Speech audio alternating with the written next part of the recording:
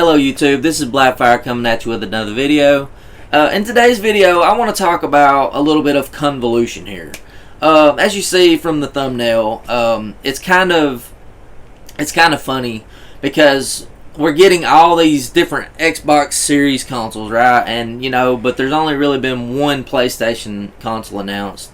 I had a question last night asking me about the PlayStation 5 Legion, if I thought that would be the case. Well, this video is kind of gonna brush on that and kind of explain why I think that there will only be one version of the PlayStation 5. Anyways, let's get into today's video, you guys. Okay, we've had reports here lately talking about the PlayStation 5 Pro. Okay, we've had the head of PlayStation has come out and said recently. I can't remember the interview. I meant to look it up, but I have read the interview, so it does exist.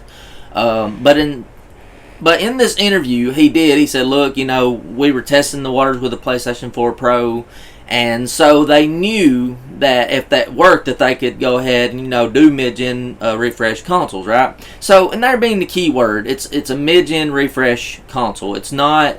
So we're not going to be seeing the PlayStation 5 Pro anytime soon. And of course they have confirmed there will be a PlayStation 5 Pro, but I'm going to tell you right here now that it won't be at the beginning of the generation. The thing with Sony is they really keep things simple. When you go to the PlayStation 4 generation, they had one console, right? The PlayStation 4. And the PlayStation 4 Pro is sort of like an evolving evolution of the PlayStation 4. And all they really did with the PlayStation 4 Pro was they overclocked the GPU, put it in a bigger chassis, gave you more RAM, and that was it. And literally, they saved a lot of money by doing that, because all you really needed was something to play 4K, 30 frames per second. Even if it's upscaled to 4K at checkerboard or rendering, it's still 4K. So, and let's be realistic here. Games really doesn't look that much better on the Xbox One X, right? We all know how much money they spent on the Xbox One X. But this is the difference between Sony and Microsoft. Microsoft is taking this PC approach, where they're trying to do multiple consoles. They're kind of going back to the Xbox 360, how they had the Pro Edition, they had the Arcade Edition, right? And there really wasn't much difference in the console. Eternally, it was the same console. It just lacked the metal on the ejector, and it lacked the hard drive. So other than that, that was about it. But it was still a two-system approach. Now, you can say, well, PlayStation 3 took the same approach. Well, sort of. All they really did was took away, it was the same console, but they just had lesser hard drive space than the other one. That was pretty much about it. They were both pretty much the same from the get-go, until they took out the PlayStation 2 compatibility, which was the Emotion engine. But the point I'm making here is that we're not going to get the same convolution with PlayStation as we get with the Xbox. Xbox really is convoluted. When you see, you go back to the Xbox One, and people keep talking about the Xbox One S, right? In which Microsoft hasn't even confirmed that this system even exists yet, but we know it does. We know that it does, simply because when they announced the new consoles that they were developing, that they did say multiple consoles in the plural, not just singular. So we do know they are working on multiple consoles, right? But this is about what Microsoft does. But let's be realistic here. When they do release the Xbox One S, it may be without a disk drive, right? Let's just say it is. We don't know that for a fact, but let's just say it does, right? And let's just say that it lacks some of the basic features. Here's the reality. When PlayStation 5 releases, it's going to be an extremely powerful console. It'll be affordable, and it will be the best version of the PlayStation we've ever had, right? It's not going to be a PlayStation 5 Pro and then a PlayStation 5. No. You're going to get one version of the console, right? And especially for the least 4 or 5 years. Now, we know this because when Jim Ryan came out and showed the logo, and that's all they really showed at CES, which blew up the internet, just the logo now. When they came out and revealed the logo at CES 2020, all they showed was the PlayStation 5 logo. That was it. That was all they showed. They showed one logo, which represented the PlayStation 5, right? And before this, they showed the evolution of PlayStation. They showed the PlayStation 1, the PlayStation 2, PlayStation 3, and PlayStation 4, of which, for the most part, there's only one iteration of each, right? Except for the PlayStation 4 Pro. But with that being said, we know that there will only be one iteration of the PlayStation, and that's all they're going to need. Because let's be realistic. When this thing comes out, PlayStation 5 comes out, $450, right? If they and it's 13 T-flops, right? Let's reiterate that again. And let's say Microsoft comes out with the Xbox One S, right? And it's all digital. Let's just say that, right? And let's say that it's $400. Now, let me ask you a question. Are you going to buy a 13 T-flop $450 console? Are you going to buy a 4 T-flop Xbox One S without a disc drive in it for $50 less when you can buy a PlayStation 5 for like $50 more? Come on. Common sense. You know, we know Microsoft has really got a bad habit of pricing their consoles, because when you go back to the Xbox SAT edition, the Xbox One S all digital, that's a lot to say, right?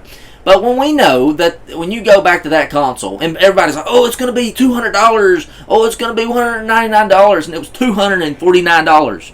$249 for a console. That's the same thing as you can get with a console with the disc drive in it, right?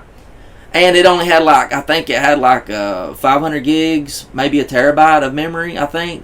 So, and pretty much the console's depending on all digital stuff, right? So, to me, that really is such a waste of money. Me, myself, and I mean, like, and a lot of other people, especially people that can't afford, let's just say this, and I'm going to tell you this now. The Xbox One X is going to be expensive. It will be a $500 console. I'm telling you, just like the Xbox One X was, it will be a $500 console. But it's not going to be because it's going to be more powerful, but because Microsoft has wasted so much money on the Xbox. You know, here's the thing, and people always say, well, Microsoft's got more money than Sony, right? This is always the mindset. Well, here's the reality.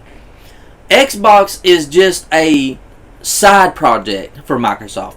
Xbox is just like it's a part of Microsoft, but they still have to make their money. Xbox brand has to make their money themselves, okay? When you go to the other end of that equation, PlayStation is Sony's kind of bread and butter. So they're going to invest more money into the PlayStation because it makes money. The Xbox brand has proven over the last 6 to 7 years they've been struggling to make money. They struggle to make money at Xbox. Now, this is Xbox. I'm not talking about Microsoft. And it's very different because, again, PlayStation makes money. The PlayStation brand is Sony's bread and butter. Xbox, the division of Xbox, the division of Microsoft, which is Xbox, has not been making money.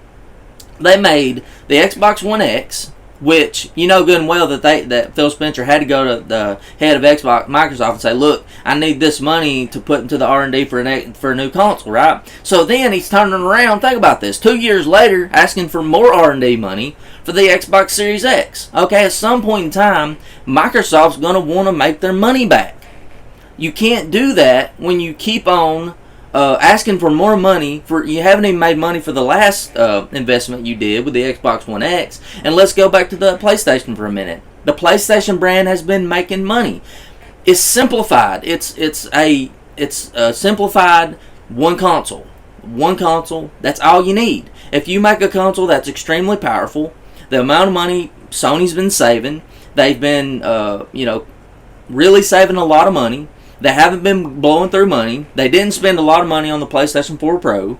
They have been saving exponentially amounts of money. That is very important. Microsoft, on the other hand, with the Xbox brand, has been siphoning money. And people don't understand this. Xbox is a division of Microsoft. It is not Microsoft's intent. If Xbox doesn't start making money, right? If Xbox doesn't start making money, Microsoft will eventually cut that division off. Because if it's not making money, then it's no good for Microsoft. They have PCs, right? Microsoft builds PCs. They have PC gaming. And that's the reason why they've tried to unify the Xbox brand with the PC division. And that's the reason why you've seen all this clutter.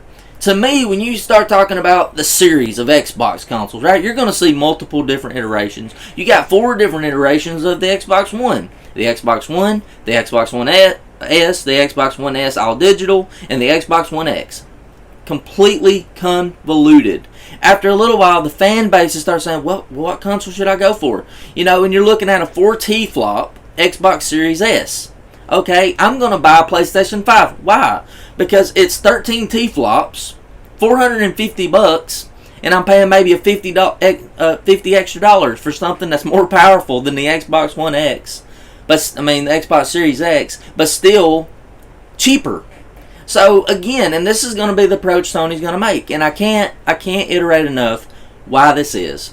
This PlayStation 5 Pro, they've only announced one version of the PlayStation. You go back to the 2 articles they've done, and even the AMD, analysts, financial analysts, they only mentioned 2 consoles. They didn't mention the S, they didn't mention the Pro, they didn't mention any of that. All they mentioned was the PlayStation 5 and the Xbox Series X, right?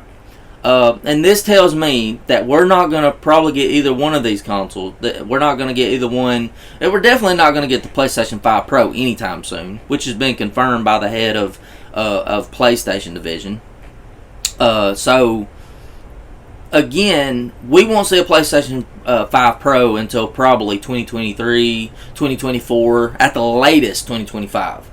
So, whatever you get with the PlayStation 5 is going to be extremely powerful. It'll be extremely affordable. Microsoft is just in a different place. Sony really isn't worried about what Microsoft's doing. They don't have to worry. Right now, Microsoft's on the defense. PlayStation, Xbox is on the defense, and PlayStation's on offense. All PlayStation has to do is come out with an affordable console, extremely powerful, and that's all they got to do.